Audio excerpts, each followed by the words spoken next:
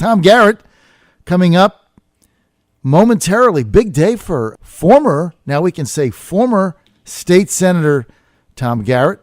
Now, hours away from being Congressman Tom Garrett, we still have to officially address him as Congressman-Elect Tom Garrett until he gets sworn in today from the 5th District, a Republican winning that seat handily in November. And he's going to go up to Washington and he's going to shake things up. And I can't wait till he gets there. Now, we're going to be there live covering the inauguration. Of course, we're going to be there. We're going to be bonus hour, 6 to 11 a.m., Tuesday through Friday. Inauguration week will be in D.C., and that'll be the week of January 16th. So we'll be the 17th, 18th, 19th, and 20th in D.C. We're going to be broadcasting live in another one of our mobile studios right across the street from the White House, where Trump will be residing. So we're looking forward to that. It will be at Avenue Strategies at 1710 Pennsylvania Avenue, the new home of Corey Lewandowski and Barry Bennett, who have started a consulting firm. They're our hosts for the week, and we're going to have a great lineup that week. Everybody is coming on our show. We're going to be at the parade, and I'm going to be bringing you, as I always do, all the action live, while my competitors sit in the studio, sip hot chocolate, and eat a ring ding in their nice, comfy studio. We're going to be out there in the cold, bringing you all the action. Joining us now, Congressman-Elect for a few more hours, Tom Garrett. Congressman-Elect Garrett, good to have you. I'm coming in from the cold, John. Are you fired up? You got to be fired up today, because I know I don't even know what to make of all of it. I mean, there's a lot going on, and we're just trying to stay focused on the important things and help advance the ball for the president-elect and the team in the House, and we're excited to have the opportunity. Well, I know you're going to go up there and do that and drain the swamp, and we know we can always count on Tom Garrett for candor. We know you're going to tell us exactly the shenanigans that go on up there. Now, when do you officially get sworn in? Noon today we'll be in the chamber, and I'm not sure the length of the actual process, but I suppose that it kicks off at noon, and it'll go as long as it takes to swear in 54 new members. Are you fired up? Am I supposed to say ready to go? Is this an Obama rally? Yeah, no, I am. I mean, it's an amazing honor. But if you look at, the people who preceded me, the 5th District of Virginia was home to Thomas Jefferson. James Madison served in the seat. Barbara John sort of started the civil rights movement here. The Civil War ended here. So, yeah, it's big shoes to fill, and we're going to do everything we can to be up to that task. We certainly have assembled a heck of a good team. I think we're ready for this. Hey, I have to tell my audience that last night, Congressman Tom Garrett sent an email out, and it said, it was the first time I ever got one of these. It was neat. It said, meet our staff. And he had a picture, and he outlined his entire Washington-based and 5th District staff, a lot of energetic young people on it. And I thought that was neat. I'm going to put that on my Facebook page, if I may, because it kind of gives everybody a feel of who's up there. And I thought that putting that out last night, Tom, I thought that was a very nice touch, because, look, you're as only successful as the people that you surround yourself with, right? Yeah, we're fired up. Again, I think I got a good staff. We've got, 4 or 5 veterans, a lot of new blood to the district. I think we've got 2 people with prior Hill service up here out of 8. I did that on purpose. We need some institutional knowledge, but we want to bring some fresh thinking in so that, again, this drain the swamp thing's a nice sort of slogan, but there's a real desire there to change how things work in Washington, and we want to be part of that. We got one young man who's a Marine, and I like to joke with folks that he did not serve in Fallujah, he did not serve in Ramadi, and he did not serve in Helmand Province. He served in all 3. So having people with that sort of insight and real-world experience will help us make decisions as it relates to the military and that sort of thing. We try to do that across the board. So people with experience in all sorts of realms, from insurance to auto sales to the law to the military, fathers and mothers. I'm just proud of the team we put together. Whenever we get a new congressman, and I've been following this stuff, as you know, for a very long time in a lot of different areas, but whenever you get a new congressman, they go in, they're all fired up. And then they get there, and they're there 6 months, 9 months, second year, whatever, and then they get sucked into the swamp, if you will. They just get sucked into the trappings and the circumstance and the pomp, and then they want to toe the line, the leadership, so they get the right committee assignment, and they can move up. And then things change. I don't think it's going to be that way with Tom Garrett in Congress. Am I wrong? I don't want to. I think humility is pretty important, but nobody's ever accused me of being normal. You can take that however you want. I know who I am. I know who I aspire to be. And when you have a difficult challenge, when you have one of those ethical or moral dilemmas, if you just step back and say, who do I want to be and what would the person that I want to be do, I think you come up with the right answer. We're going to be members of the Freedom Caucus. I've had a lot of people up here tell us not to do that. We said we would when we ran.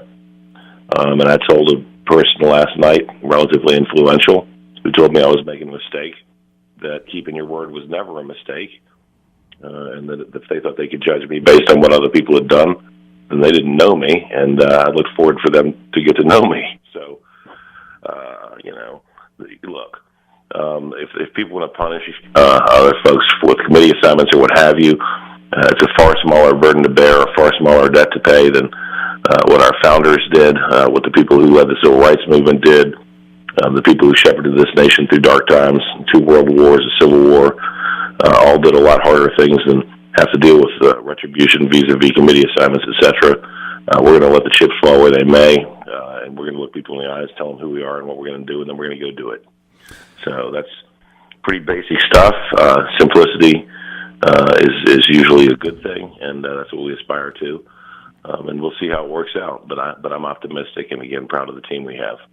All right, so you're going to keep your word. You're going to join the Freedom Caucus, like you said you would, even though there's some downsides because leadership doesn't really like the whole thing. So I commend you for that. Let's go to foreign policy. We had a week off, so we haven't covered this last week, but President Obama reacting to what he believes is Russian intervention into the election by hacking these emails, giving it to WikiLeaks, etc., expelling 35 Russian diplomats. Putin then, oddly enough, doesn't react because normally Russia, if you look at their history, they do tit for tat. They retaliate immediately. No retaliation. He says he's going to wait, see how things play out. Do you think Obama did the right thing or not? No, I think it was pedantic. I think it only served to perpetuate a lie, and that lie is that somehow Hillary Clinton should have won that election.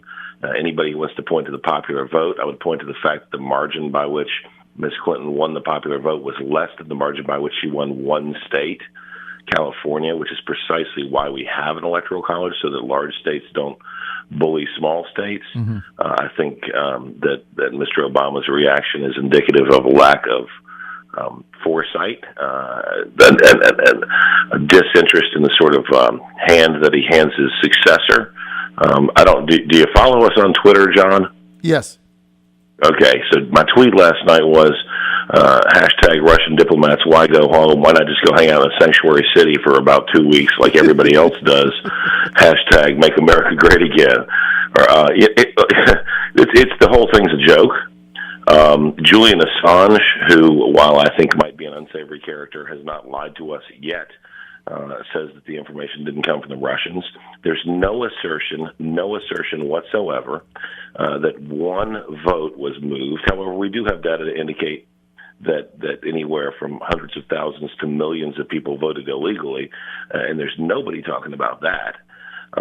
So, certainly any nation attempting to meddle in our elections is concerning. Having said that, it is no different than what this nation has done in the elections of nations like Israel and France very openly when our president indicated who he hoped would win elections. And so I find it unsavory, and certainly to the extent that we have cybersecurity issues, we need to address those. But I think it's pedantic, and I think it's really poor showmanship on the part of the president, the administration, and a bunch of excuse makers who like to collectively be known as the Democrats. Well, then this is the other thing about it, and I know we're going to be talking about this all day, but there's no real evidence that's been produced by anybody that we can see that shows that you can tie this back to Russia, any of these hacks. In fact, Julian Assange, who you said might be unsavory, but, WikiLeaks has not proven to be inaccurate ever, but he says he didn't get it from the Russians. A former ambassador of Uzbekistan from the United Kingdom has said he works with Assange and he knows firsthand that this didn't come from the Russians, that it was a leaker inside the DNC. So, it's not, we have conflicting evidence. I don't know. It seems that Obama's move. It's awfully convenient for the Democrat Party, having just taken one on the chin, to have a third party out upon which to blame this. Ultimately, if you want to be constructive and accomplish things, whether in the majority or the minority, you need to understand that you're not going to win them all. And then when you take some lumps, you need to move forward. I tell my kids, if you drive your car looking in the rearview mirror, sooner or later you're going to hit a tree. And there's a big old post oak right in front of the Democrats right now. And if they don't swerve, they're going to hit it, and we're going to keep on doing things productively to help America, and they'll be left in the dust, and the people who vote for them are going to wonder what it is exactly that compelled them to do that in the first place.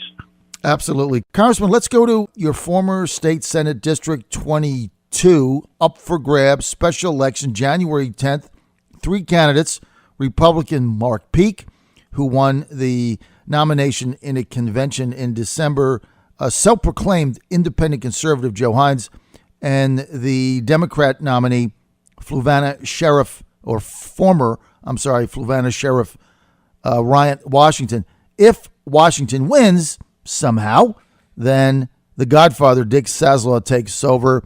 The Democrats are going to control the state Senate going into the 2017 General Assembly. How do you see this playing out, especially with an independent in that race that, if you look at the math, if he gets 13, 14, 15%, Washington wins. How do you see this playing out?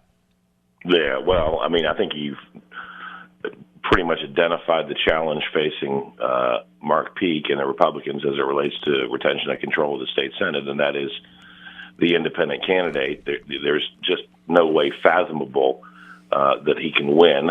He started very late. Peake's been out there since January. Trust me, he's been following me. I used to joke with him when we were on the congressional trail that he was like a vulture and I was like a wounded antelope on the Serengeti. He was just circling, looking for that seat. But that was tongue-in-cheek because he was doing all the right things, getting out and meeting people. January 10th is not a day that people usually think about going out and voting. So the challenge to all 3 candidates is to turn out as many folks as they can, knowing that the paradigm is just not going to be the same as it was in November. Having said that, this is, I cannot overstate the importance of that race because if the independent performs well, if Mark doesn't turn out the Republican vote that's there in the 22nd, and I think he will, then Governor McAuliffe ends up essentially with control of the Senate.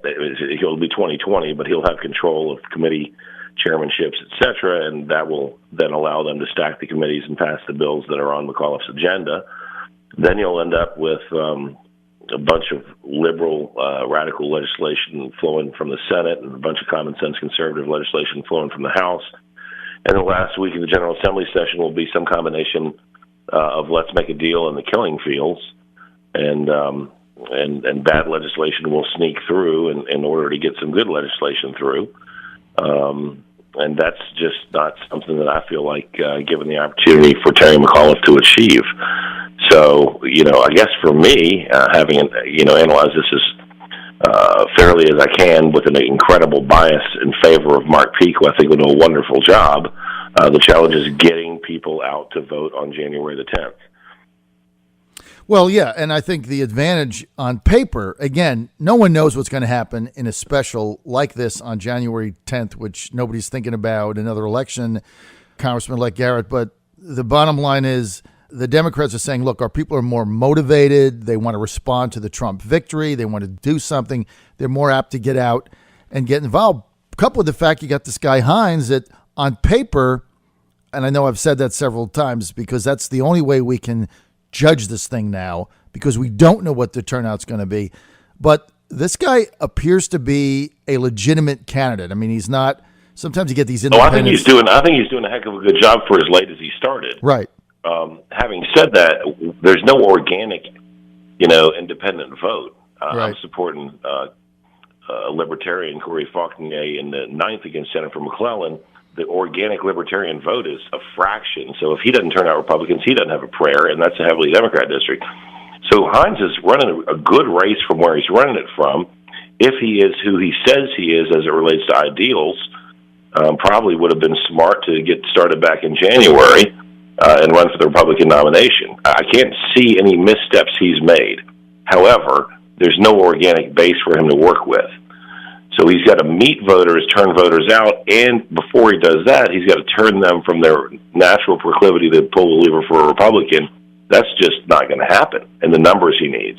But he certainly could play spoiler, which is why I, with all due respect to the other candidates, implore people to get out to support Mark. He served on the Commonwealth Transportation Board. He's got some really good friends, conservative in nature, your Scott Garretts and your Steve Newmans. He's going to do the right thing. We just got to get him there. All right. Well, you know what? You never know about these crazy special elections in January. I remember we predicted that Wayne Coleman would defeat Linwood Lewis in January. This was back in, I think it was maybe 14 or something. I was the only one that predicted that. The Democrats told me Linwood was going to win by 12, and he won by 10 he almost did. votes. He almost won by 12 He won by 10 votes. I know. That was one of the only races I got wrong. Hey, we're out of time. I want to thank Congressman-Elect Tom Garrett for being with us. Tom, we look forward to having you on a regular basis every week if you can make time. And I'm very excited that you're going to Washington, D.C. And I know if you ever want to stop slumming with Corey Lewandowski, you come on down and broadcast from our office. I will definitely do that. I will attempt to do that the week that I'm there, no doubt. I want to thank you again, Congressman-elect Tom Garrett, getting sworn in today at some time this afternoon. Hey, Tom, thanks, man.